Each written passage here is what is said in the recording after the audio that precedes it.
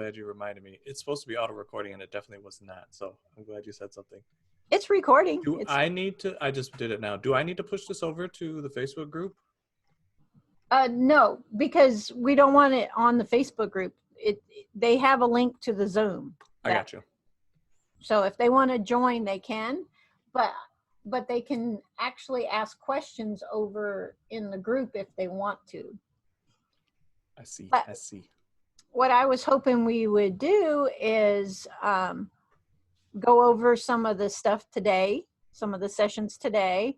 I actually have some highlights from all the different ones, and then we could just, talk more depth into that. Do it. But this is Steven's show, so I'll shut up. I did the same. I took a lot of notes. I'm super happy the way that you set the days out. I know it might feel a little odd to start with so much like business stuff when POD seems like, oh, I just need to make designs, do keyword research, and that's what it is. But POD is a business model. Like it's a business. I love that we started with Ryan's multiple income streams because it just, I think, set the tone for what we're really trying to show everybody. There are multiple ways to make money with POD, and then there's different levels to each one. So I loved how Ryan talked about having a book to start, then he had a group, then he did coaching, then he did consulting. So he built a business, but he started with a POD product essentially. And then how Christy brought like the mindset in. I always like starting with that. I always like starting with your why, just goal setting. I think that prepares you to set yourself up for a business and understand that it's going to be a long haul. You're not doing anything overnight. You're going to do it today and then become a millionaire tomorrow, as much as the ads might contradict that and be like, oh, you can have a Ferrari and a mansion tomorrow. All you got to do is click this button. It doesn't quite work like that. But I do think, to me, day one was really about like the undertone of relationships. I think showing how Ryan and Jenny started working together and then the business went to the next level. Christy, again, had a VA talking to other people, partnered, took her business to the next level. Jason was the same thing. He partnered up with the museum. It was like every presentation had another person tied to it. And I think that's maybe the undertone to this whole summit. I am good friends with Melissa. I'm good friends with Ryan. I'm good friends with Christy. We've all done businesses together. We've all made money together. That's the part of the business that I think people overlook a little bit. Networking seems to be like the go-to, but really I think it's all about relationships. But I do want to, I guess, as we go through my notes, starting with Ryan, because he kind of kicked us off. When you talked about the multiple income streams, I know you have POD as part of your business. It might not be the main source, but it did kind of start your journey down building a book. Yes. What was the original idea of that? Did you think, hey, I'm going to write a book and then it's going to turn into this? Or did you talk to Jenny and Jenny kind of enlightened you on what the possibilities were? Totally. Jenny enlightened me on what the possibilities were.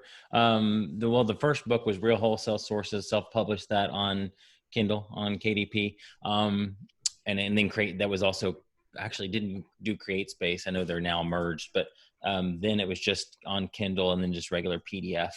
But so the example of private label the easy way, for me, that was only going to ever be a book until I met Jenny and saw that just what she had done in some other groups and kind of connected the dots and thought, oh my gosh, we could take this content that's in this book and expound on it and create something bigger and serve more people in a different way, in a deeper way. And so glad that the Lord led me across her path, because now, just done lots of cool things together. But you're right. I did not, it was just going to be a book. If it was just for me, it would have been only ever a book.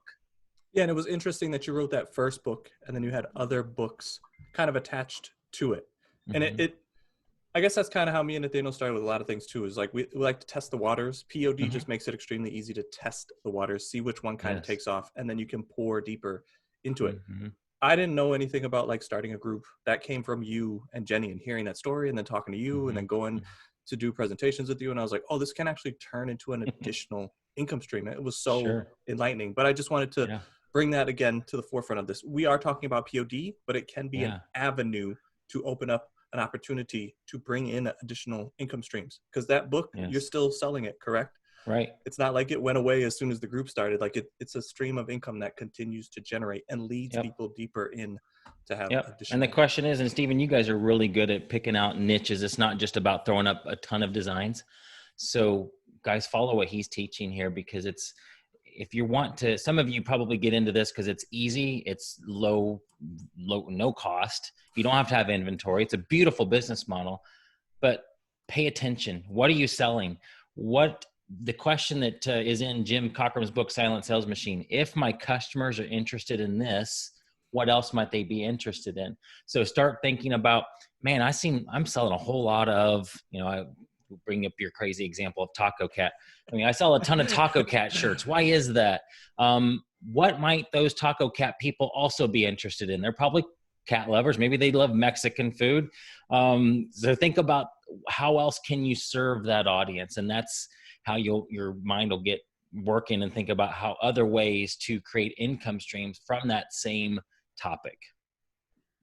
Yeah, I think the image that you used of the tree was very powerful. Like it does start from one idea and then branches out. And then your example of saying that it's not like, as you're adding multiple income streams, it's not you like going to a job. It's not like you're power washing, then you're working in a grocery store. It's not like you're doing all those things. It's actually starting from one and growing into multiple. So it's not like it takes a ton of your time to do those extra things. And I think even adding the VAs in, other things that we'll cover in day 3, but it's when I heard that concept, multiple income streams, I was like, oh yeah, okay, that kind of makes sense, but I don't know how to apply it. But your examples of showing the tree, showing the 3 main ways that you talk about it, kind of the physical products, then having groups, then the coaching, like there's a path to it. It doesn't have to be overwhelming. Yeah.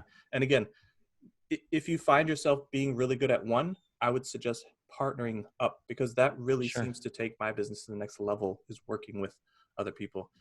But I wanted to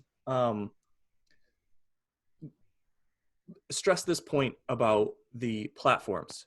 We've touched on it a little bit, and I think that's really where I love helping people, is like you're building an asset and you're putting it against multiple platforms.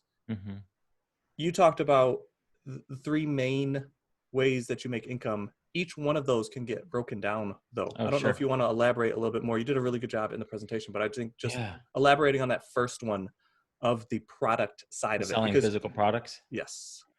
Yeah. Oh my gosh. Yeah. You guys all know you're selling on other platforms, multiple platforms. So selling physical products can look tons of different ways.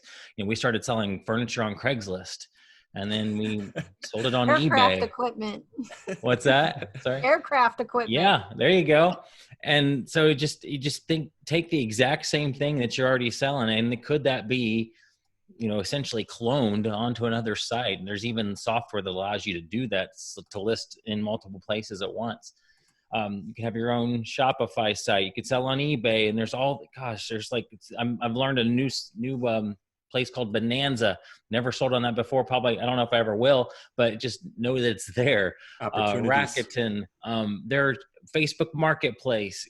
Guys, there's just so many opportunities to reach a customer that might want your product.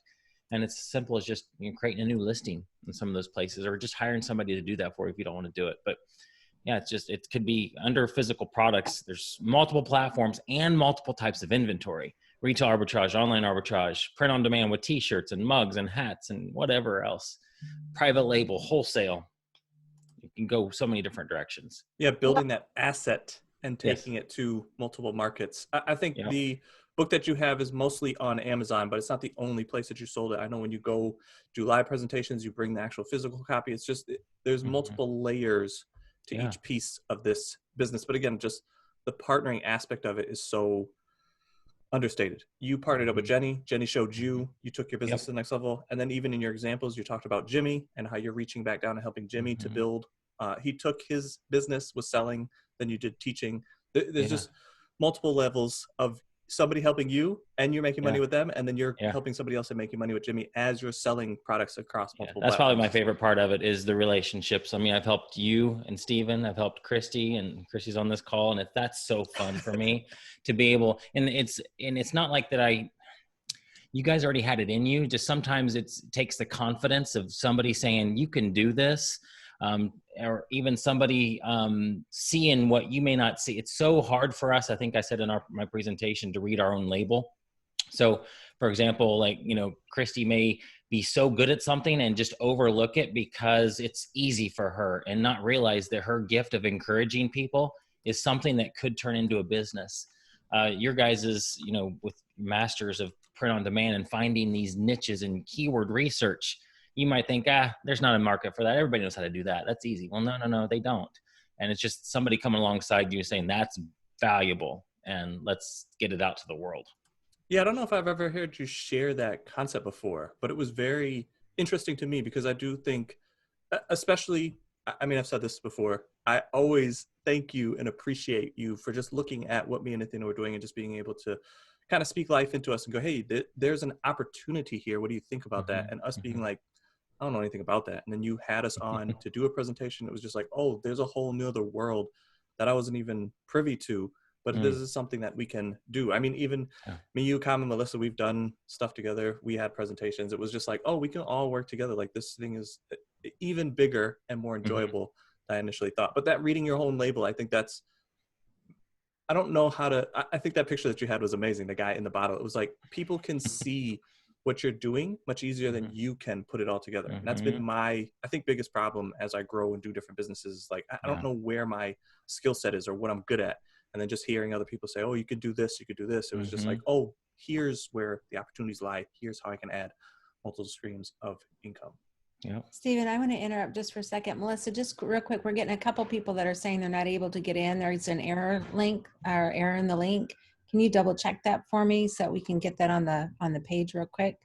And that's Stephen's link to the Zoom.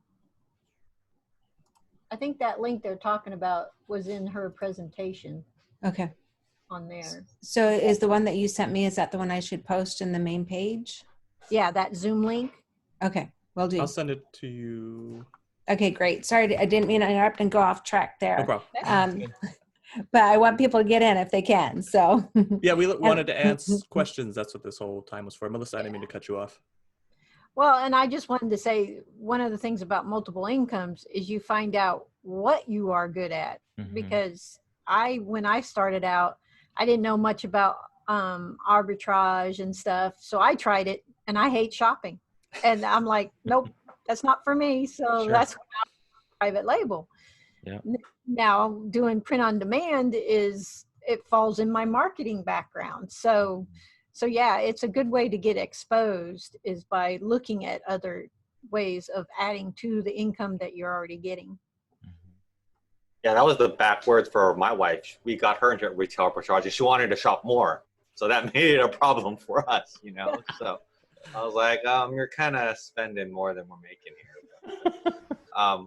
No, but like, I like what you guys were saying about having multiple platforms. And it made me think about, anything that's on, like, for example, like Kit Kats, right? Like, they don't go, hey, we sell it on Target. So we're not going to put it at like Kmart, or we're not going to put it on like the Ralph shelves or anything, It's the same product, but you're just putting it in different ways. And that's how it is electronically, is like a marketplace. Like, it's the same thing. You're just putting it so that other eyes are seeing it. Like, the people who go to Walmart.com might not be the people who go to Amazon.com, might not be able to people who go to eBay.com, So it's a different way of seeing that. And it's so much, like you said, it's not a lot of work, like just figuring out, reading the help pages and figuring out how to create a listing, and once you've created one listing, you've pretty much created them all.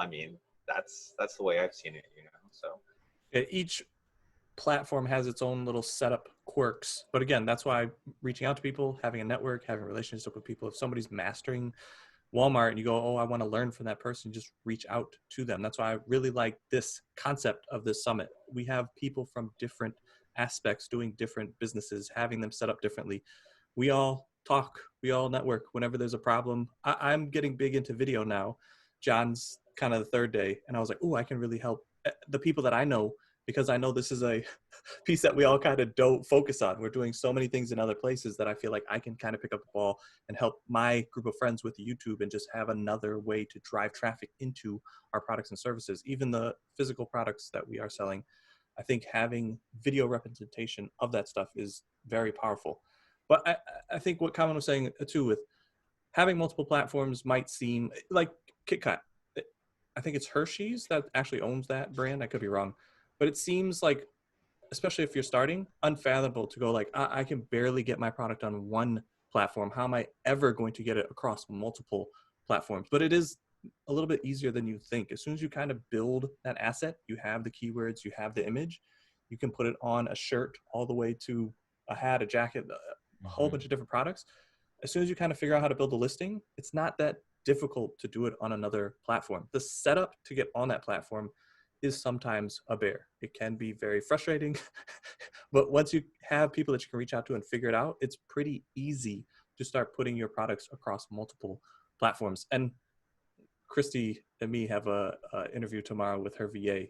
I think this is, and I could be wrong, but I do think this might be the simplest business to turn over to a VA and actually turn into a business instead of a hustle or like your sole entrepreneurship. It is, I think, the easiest way to start building a team, because each part of this business, as it's not super difficult, it is sometimes time consuming, and handing that off to a VA is pretty simple once you kind of master what you're doing. And if you can have that asset somewhere where everybody on your team can touch it, it makes it so much easier to do the marketing, to do multiple listings on multiple products, on multiple platforms. Then you can really scale your business. Yeah, Yep. I mean, Somehow their gut day 2 link is why. So Christy fixed it for us. Thank you, Christy.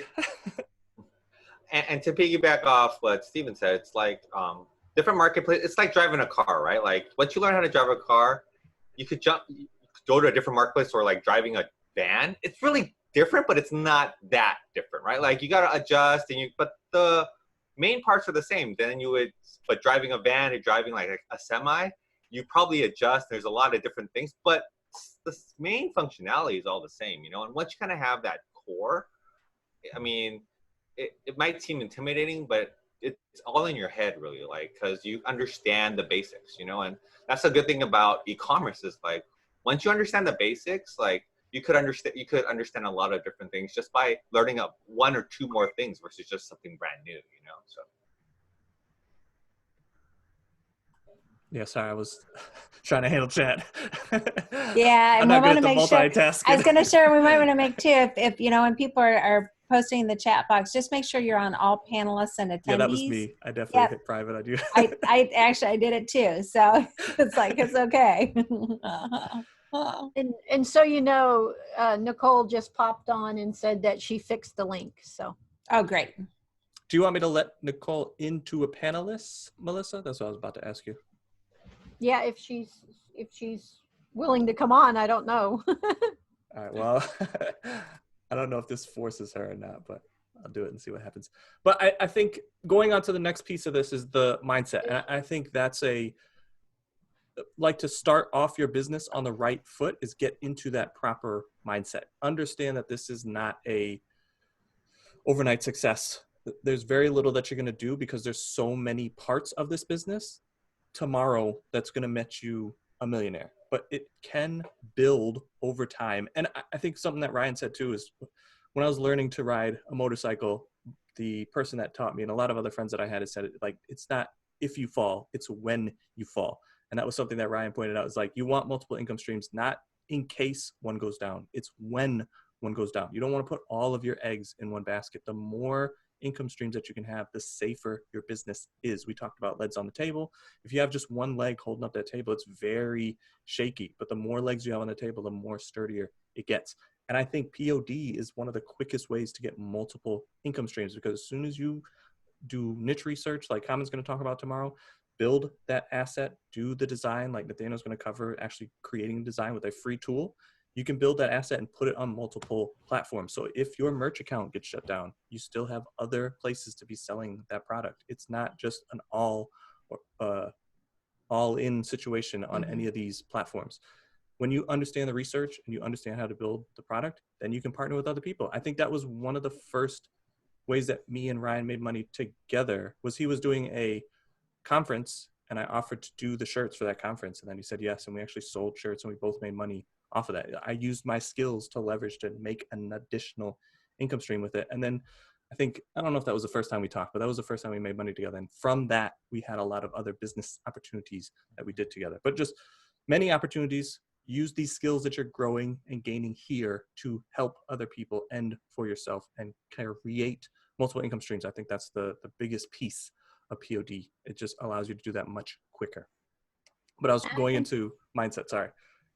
I think that kind of goes into what Jason was saying about using the different social medias. Mm-hmm. So if you're selling on different platforms, you still need to build up your reputation and get your audience out there to know you, so that they'll go to those different areas and find you. So I think his talking about all the different ways to use social media.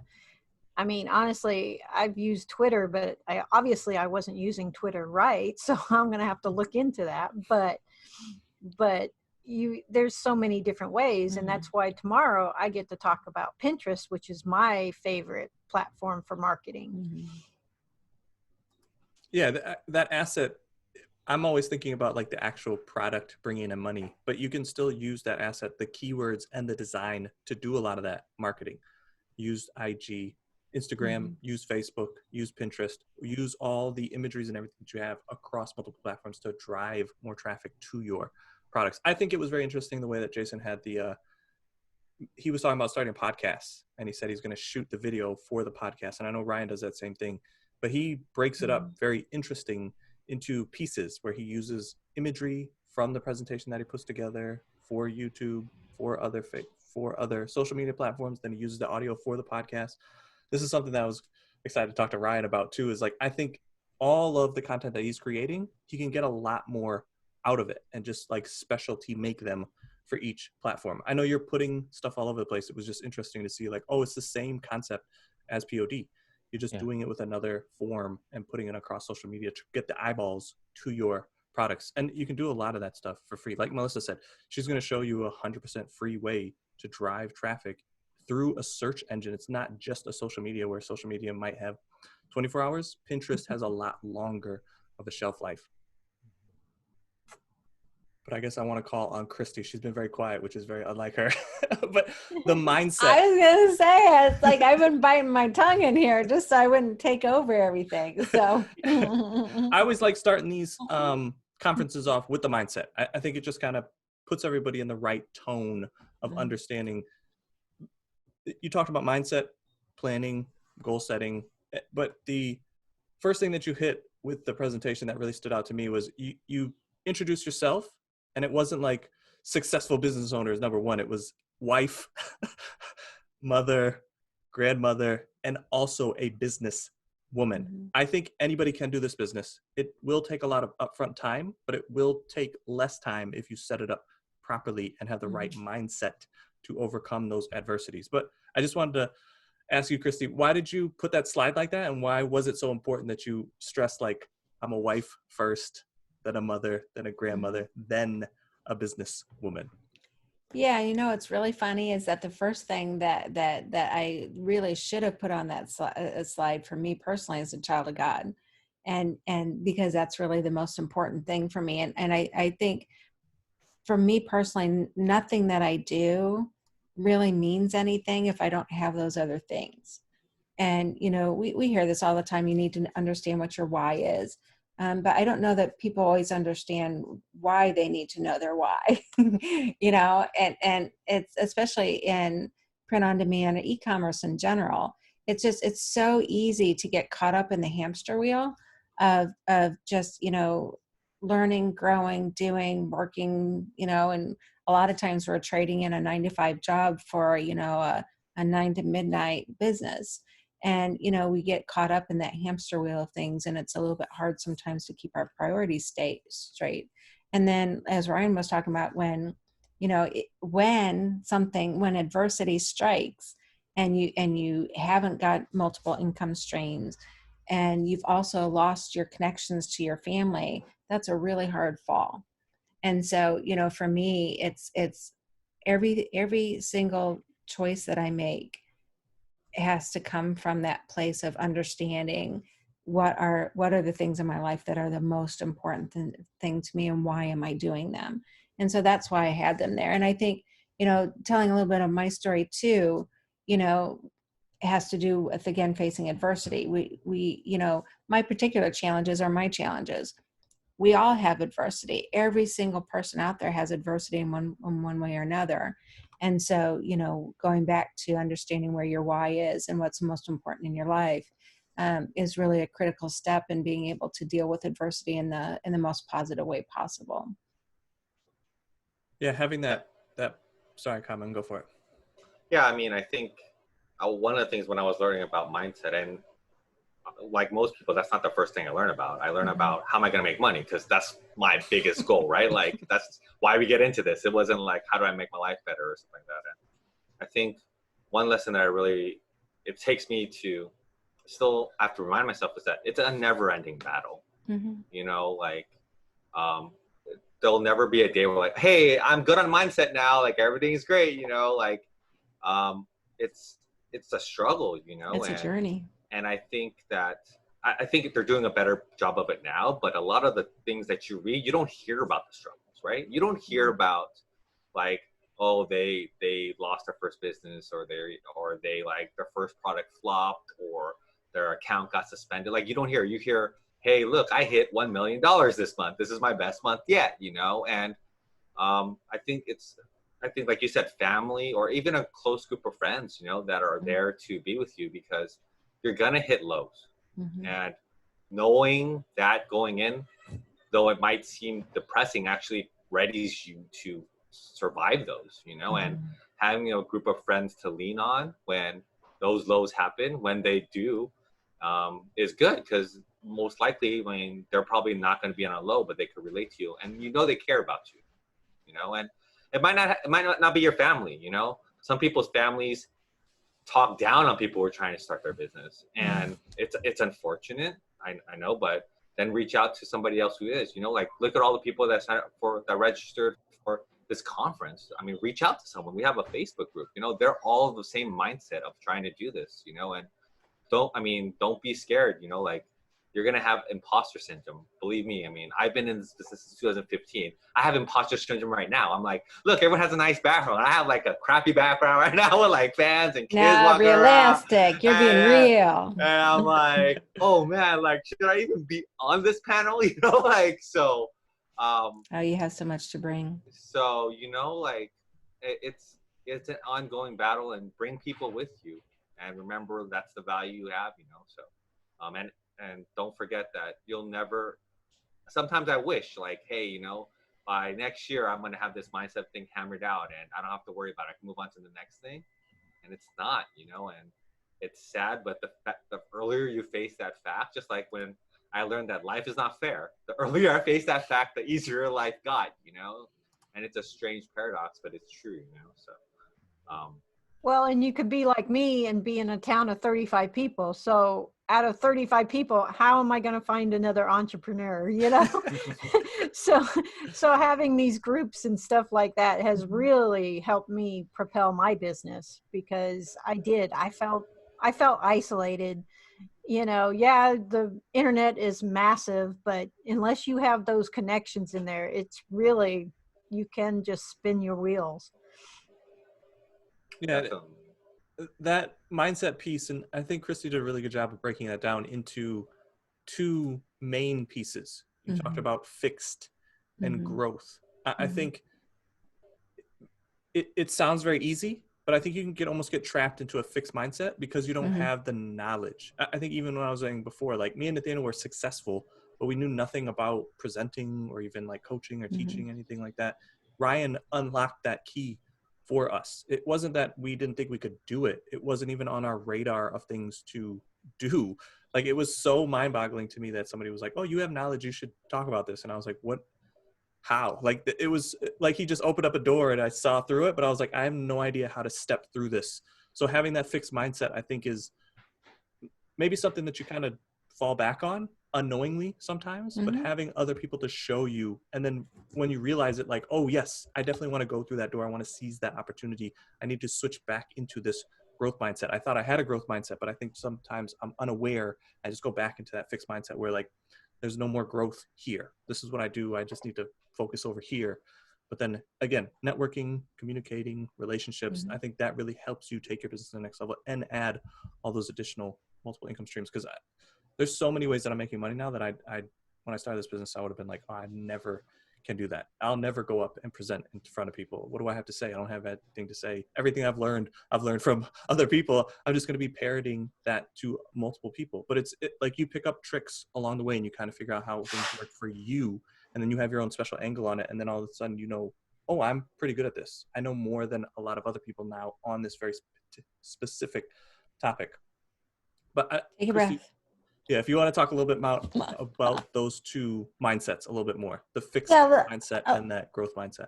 yeah, and so much more actually. It's like, it's with just a short amount of time, like any one of those topics I could have talked for a long time on. And so, we're taking kind of the highlights of each of those things.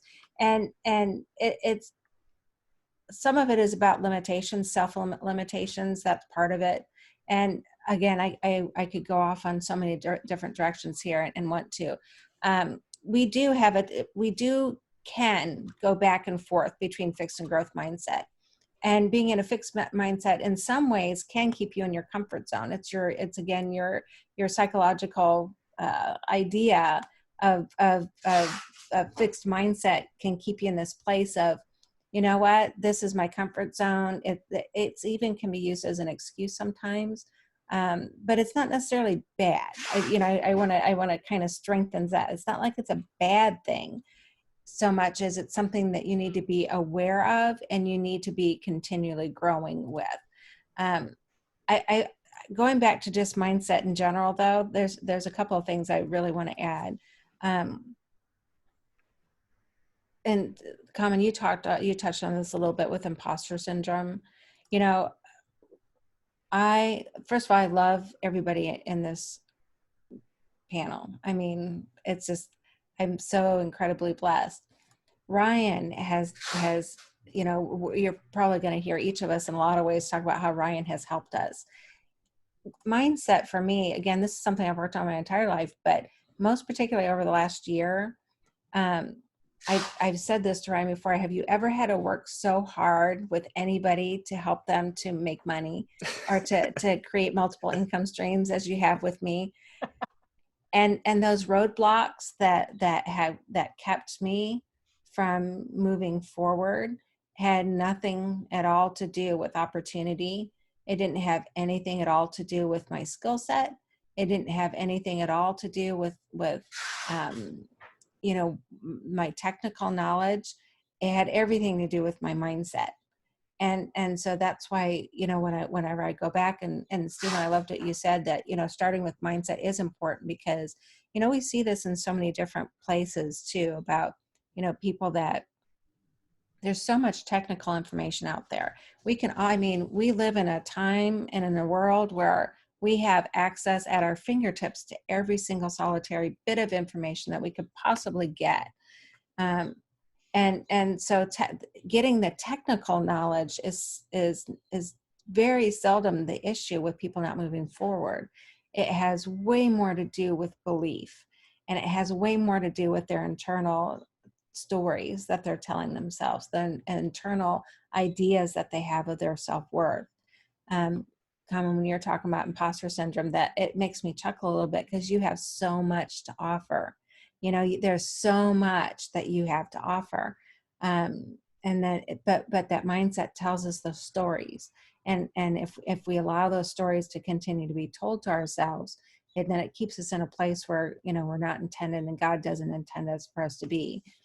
And another thing that I really want to, again, my mind is exploding with so many things here, but, the other piece too had to do with, and Stephen, I think you're the one that said this, who am I to say, I'm just repeating what other people have said, and who am I to say this? One of the things that I've really discovered, and again, this is a journey I take myself and that I work with other people on as well. Sometimes it doesn't matter what you know, it's that somebody needs to hear it from your voice. They need to hear it from your perspective. So it's not a matter of whether you know more than somebody else or know less than somebody else, or even know, repeat the same thing as that somebody else says. But somebody out there needs to hear it in your way and in your voice. And when we don't allow ourselves through fear or lack of belief to share the information that we know, we're doing a disservice to the people out there that we can really serve. Going back to one of the things that Ryan said, when I talked about the community that I landed in, it's the community that I have with Ryan. And that is so important to me because the backbone of that group is serving other people. I surround myself with people whose main desire is to serve, because I think that that's what we need in this world is more people whose desire it is to serve other people. And so, mindset, like I said, it's not the sexiest topic for sure. And it's certainly, a lot of people are like, well, this doesn't really pertain to me. So, I'm probably going to skip over this. I know I shouldn't say that, but, probably going to skip over this one. But it's actually the most critical thing that you can do for your business, because if you don't have your mindset right, if you just don't tell yourself those stories, you can get all the technical information, get all the help that you want, and you might still end up stuck in the same place because you haven't got your mind right. And so, yeah, I'll stop now, but I could go on that for a long time. That mindset piece, I think, is just a huge piece. And like Carmen said, it's not a one and done situation where it's like, oh, I mastered it, now I can just move on. It is a daily struggle to do that. And it's a journey. Letting other people kind of into your situation, that was my biggest struggle, I think, in the beginning. I just wanted to do everything myself. I didn't want anybody's help. I wanted to learn everything and do everything on my own. But then as soon as you kind of open up and start working with other people, you're like, oh, this is so much easier. It's so much more profitable. It's so much better for me and my business, my mental state. You guys talked about like family not supporting you. My family was the very opposite. Like, my family bought it 100%. I just worked them to death and they needed a break. And then they kind of dispersed out after working under me. I was like, oh, this is probably not a good way to run a business. Just like hand everything off, make sure everybody's hitting their highest amount of output. Is just a learning experience. But I think that's what business is. Each stage of the game is a learning experience. And the mindset piece, I think, is something that we kind of fall back on. Anytime we are in a transition or a pivotal position, I have people to reach out to now. But in the past, when it was like, oh, now I have to learn something new because this old way of doing something is not working, it was always extremely stressful and difficult. And mindset was like, oh, am I ever going to figure this out again? Am I ever going to know what to do now? Now it's like, hey, this is not quite going well. I have a plethora of people that I can go out and ask to say, hey, merch is doing this. What do you think? And then we can like brainstorm and figure out solutions to it collectively, instead of me trying to figure out every piece of the business. Even with teaching or anything, I can ask Ryan, hey, what systems are you using? What platform are you using? I don't really like that one. Who else is using what? Let me figure out what works best for me. It's just a mindset piece that gets easier as you do it more, but it definitely gets easier with other people. If you can have a network of people, relationships, I think everything gets a lot easier to do that. But I do want to point out, Krista, you had 10 tips.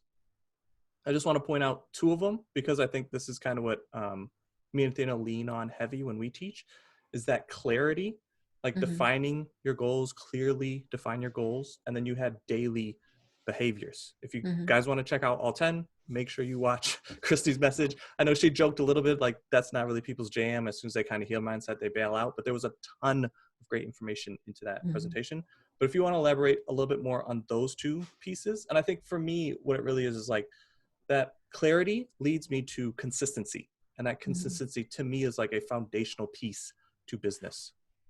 Yeah, understanding clarity, it's interesting because sometimes we think we have a clear idea of what we're looking to do, but we've done this exercise before, and I might actually come and I might call on you. If you don't want to do this, then I'll pick on Stephen instead.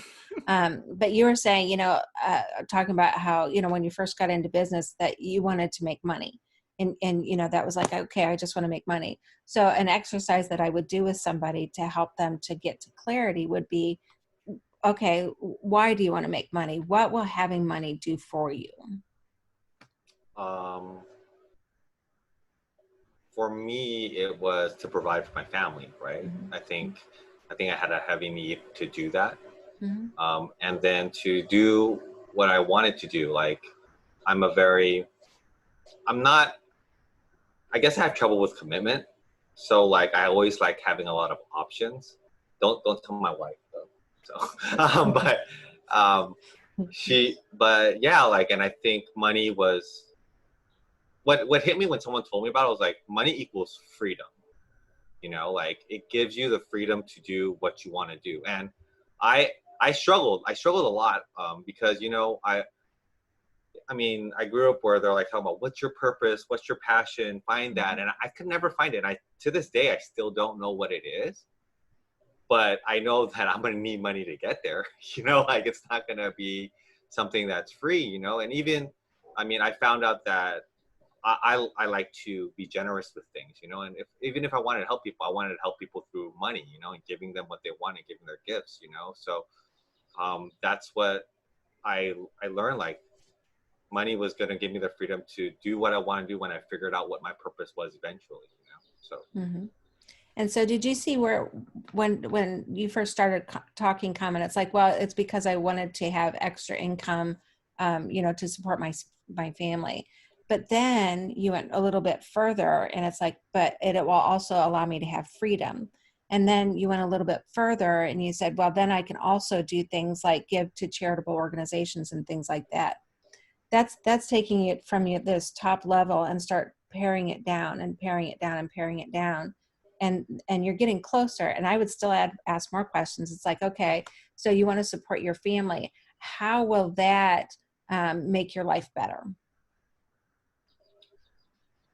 I mean, He's gonna rue the fact that I picked on him, but no, I've learned that being uncomfortable is good as much as I hate it. So I think it's because I want them to know that they're loved, you know, and that's my way of showing love. I think I don't know if you guys have read about the 5 love languages, you know, but Mm. there's different ways that people show love, and the way I show love is through giving of things, you know, whether it's a vacation, a TV, a video game, a purse for my wife, you know, like that's how I want them to know that I'm loving them in that way, you know, and Mm. I think that's I think that's what all families or all parents are striving for, is like to know that their children and their spouses are unconditionally loved, and that's how I want to do it to them, you know. So And so now we've dug down a little bit further and we've included now children and your loved ones. And again, you know, we could go down this path, you know, asking very similar these questions just to have you dig into a little bit more.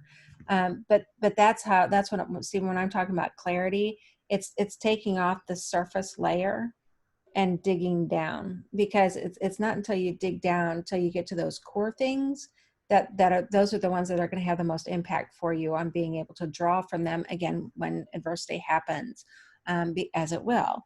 And so, you know, clarity and getting your clarity is important from that perspective.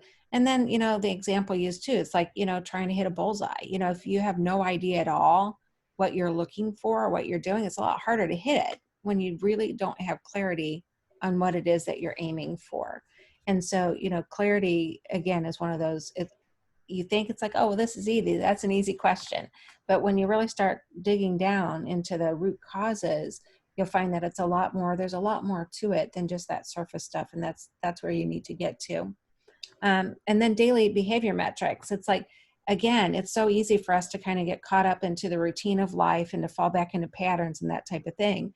When you develop daily behavior metrics that are specific towards helping you to reach your goal, it allows you to be able to have some kind of way to measure your progress.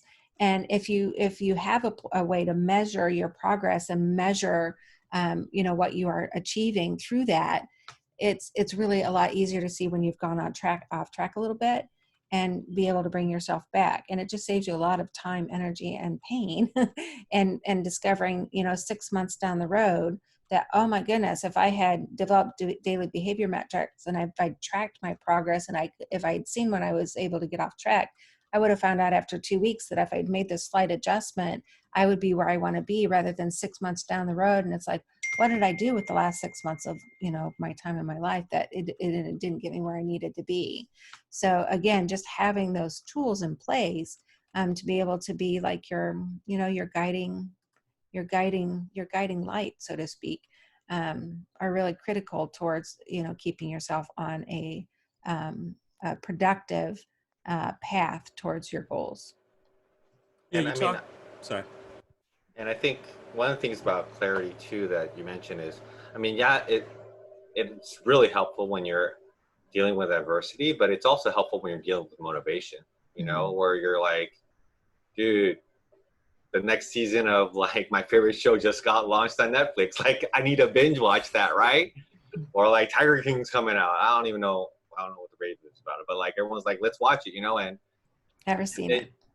yeah, and like it's you have to revisit your clarity and go, well, why am I giving up my instant gratification right now? And to review that clarity or why should I not binge watch all night this weekend because I have something to do tomorrow for work, or I have a conference I have to wake up for at 8 a.m. Central Time to do, you know? So that clarity also helps with your motivation, not necessarily just with when you're dealing with adversity too. So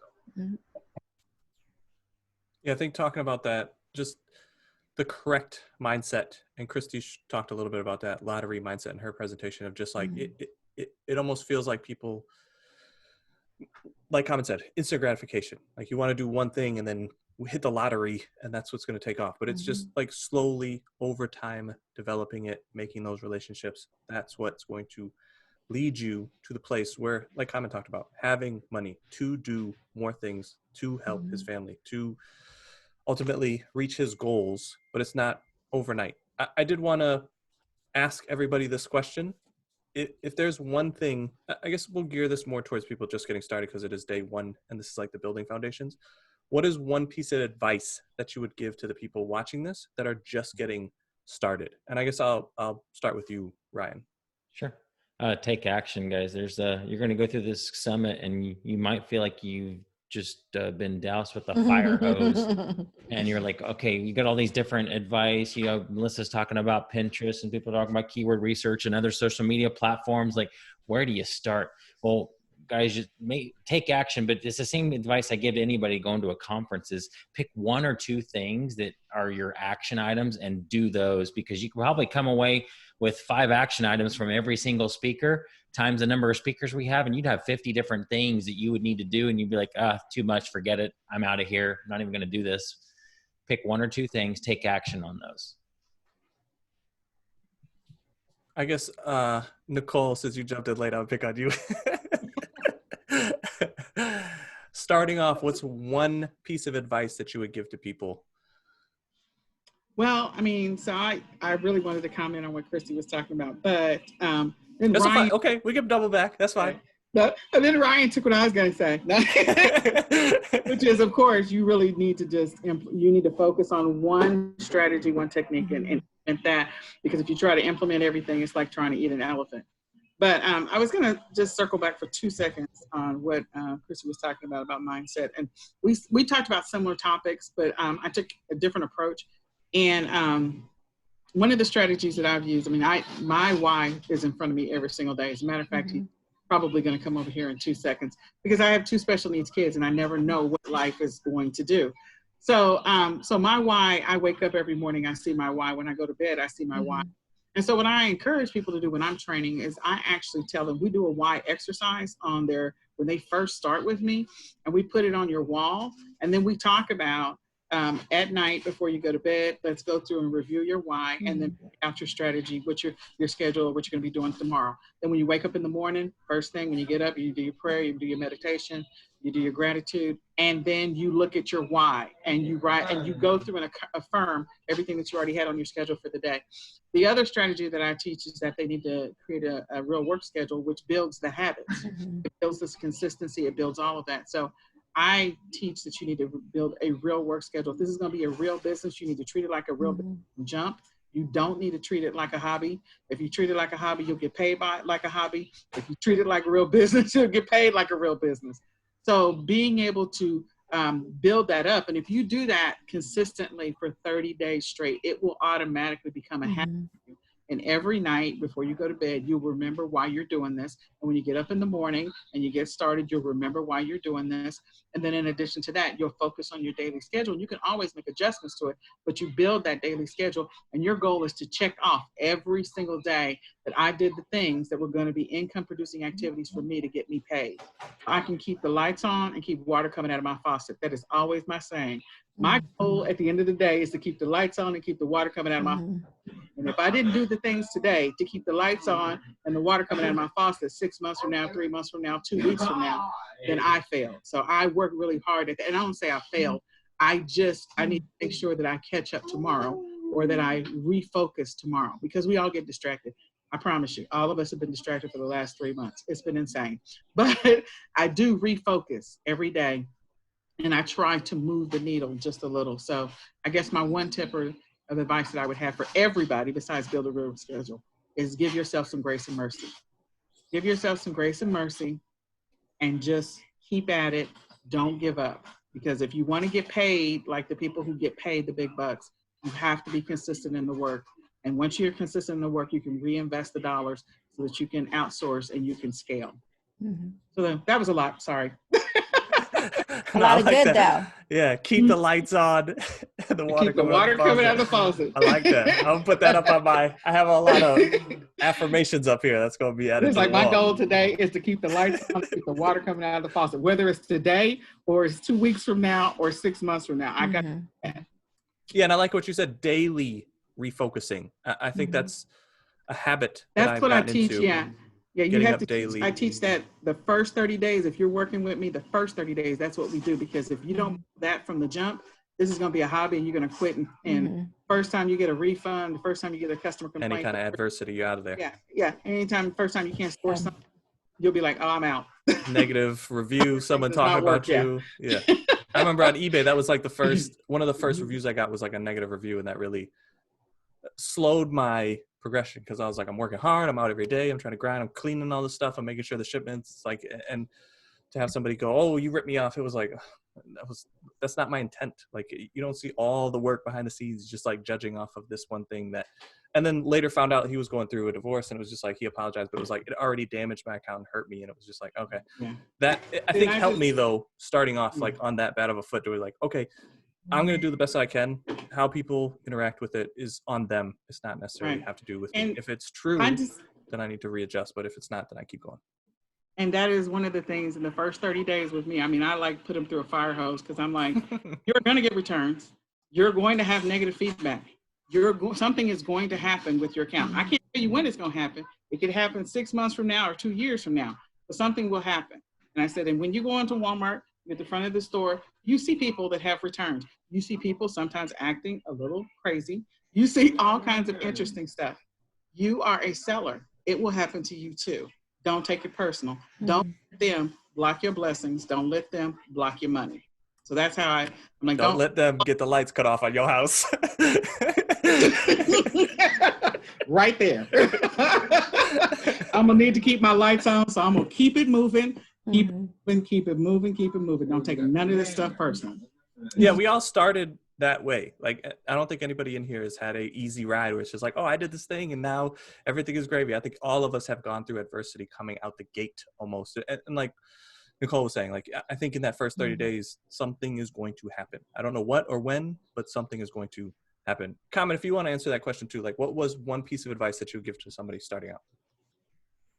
I mean, I had two, and then everyone just keeps taking them away from me. So, you can reinforce them. I'm glad I'm not last. So, I'll go last. One thing that I think you guys should take advantage of is reach out to the speakers. You know, like, you have a direct relationship with the speakers right now at a conference.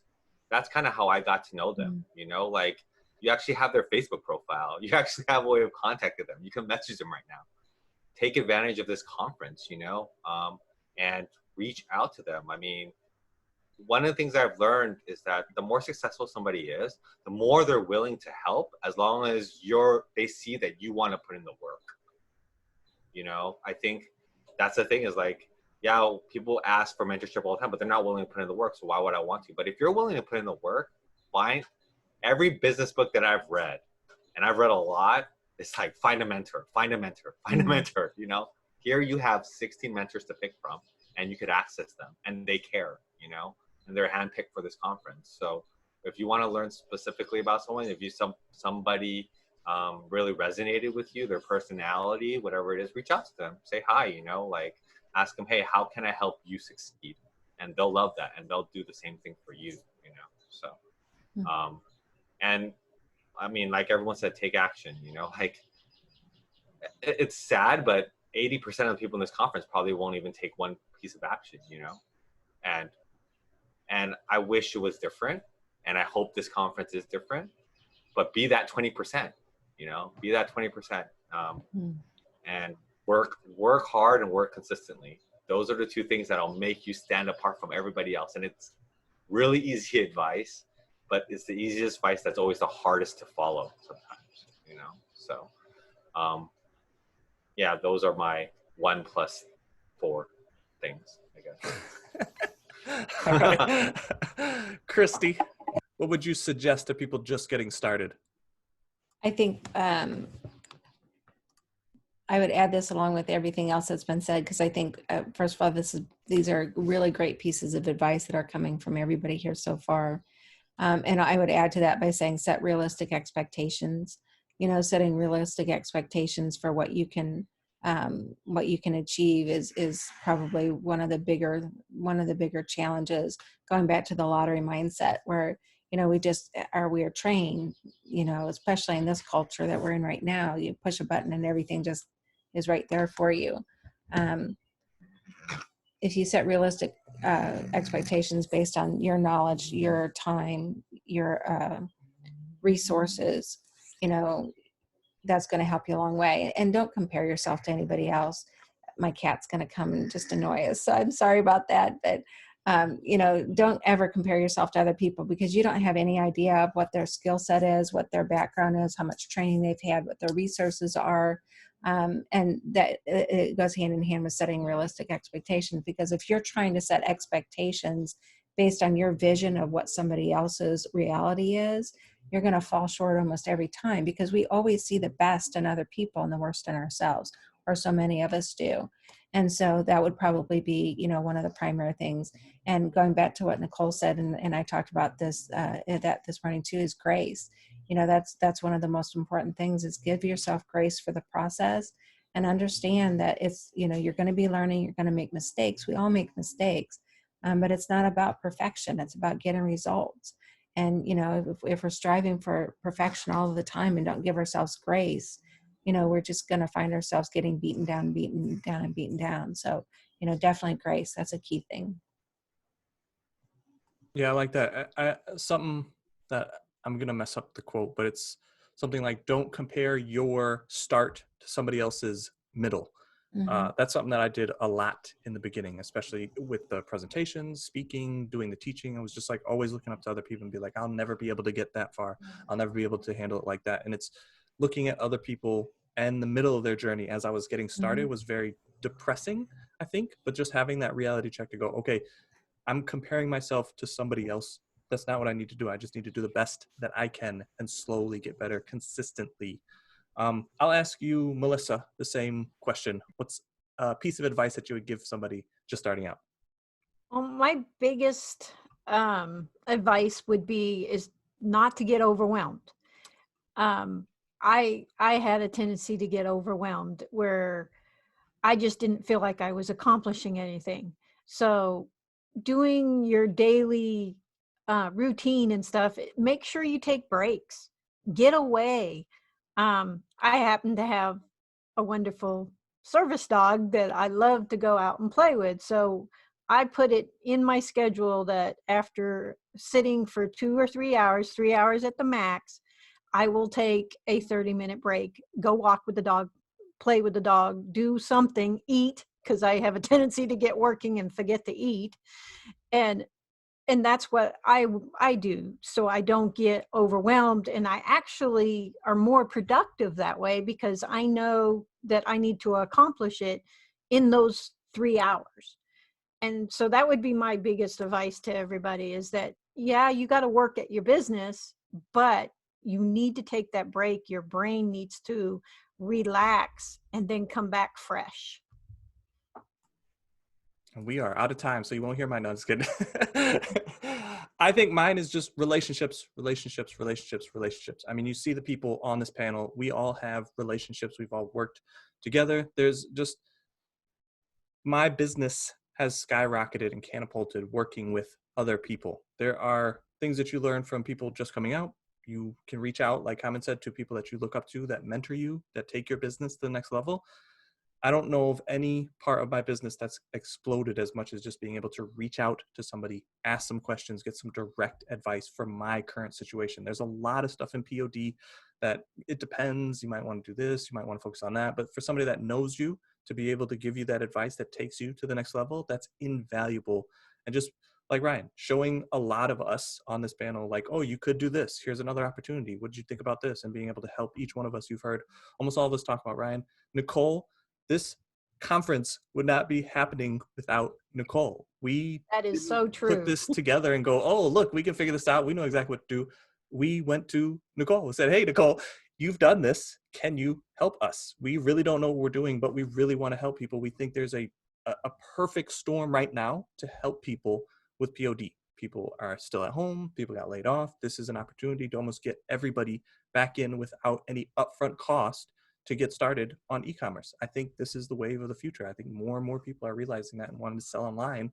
What better way than to do it with POD, where there's a plethora of options and very low cost opportunities to get started is just amazing. But I want to thank Nicole because, like I said, without her, this would not be possible. I want to thank Ryan because there was just so many times in my life that I was like, I'm stuck here. I don't know what to do. Being able to reach out to Ryan, I say thank you to Ryan every time I talk to him, at least I try to.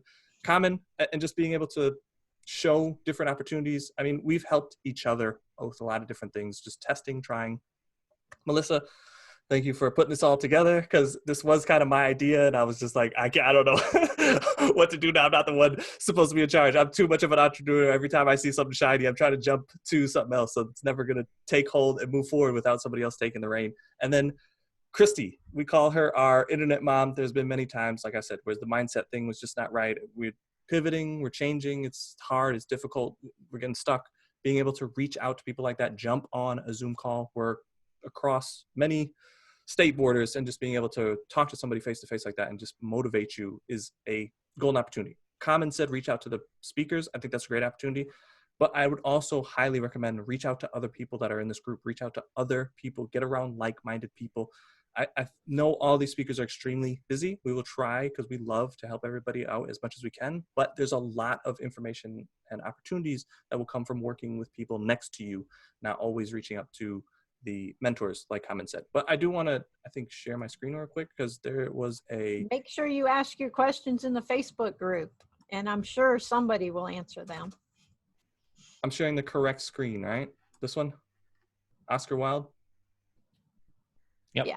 Okay. It's like, if I can't see any of the Sorry, faces, I was but- muted, and I was like, yep, you can't hear me. Christy actually shared this quote, and it really struck home with me.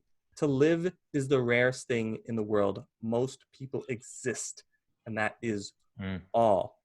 Do not let this opportunity pass you by. Take action. Like Common said, I don't know if that stat is 1,000% accurate, but I hear it all the time, and it does hurt me when we go to presentations and people get overwhelmed and they don't take action. Just cease the moment. Make sure that you're listening to this content, taking action, not getting overwhelmed. Like Ryan was saying, take one or two things so that you can slowly work towards them. You can always come back and listen to the recording. If you get the all access pass, there's a ton of information in here. There's no way to apply all of it. That's why we have multiple speakers talking about multiple just opportunities, skills. Nobody in here has mastered everything. We all have our own skills and gifts that we rely on and work with each other to be able to build those businesses and build those multiple income streams. I want to say thank you guys for joining us. Any leaving remarks, Melissa? Just make sure you come back tomorrow, because tomorrow we're going to be talking about keyword research and marketing and that type of stuff. So we have a lot of good speakers lined up for tomorrow. I want to add to If you know somebody who is looking for a solution, who is, maybe there's two pieces to this. People that have actually maybe tried e-commerce in the past and they were like, this is not for me. I want you to really, really focus on just kind of absorb what you're hearing for the Print on Demand Summit. There is something in here for you if you were led to this. This is intended to be a blessing to you, so you just need to receive it. You need to open your arms and open your mind and receive it. So do that. And then if you know somebody that is struggling financially, looking for a solution, trying to figure out how to keep the lights on, how to keep the water coming out of their faucet, because their current situation is they got furloughed, they got laid off, their business went out of, the company that they worked for went out of business, or they reduced the staff by about 25 to 75%. Then share this with someone. Share this with someone who needs a solution. Because sometimes you are the vessel, you are the person to be a blessing. Maybe it is not for you. Maybe it is for your next door neighbor. Maybe it's for your cousin. Maybe it's for your sister. Maybe it's for somebody else that you met some other time. And you're like, you feel led to share this with them? Do it. Because sometimes it's God talking to you. That's what I'm going to say. Okay. I'm going to have you on every night now. Thank you so much. She's so much more experienced at that than I am. Then told on yourself, Nicole. Now you got to end it out every night. Thank you guys for joining us, and we'll see you tomorrow. See you guys.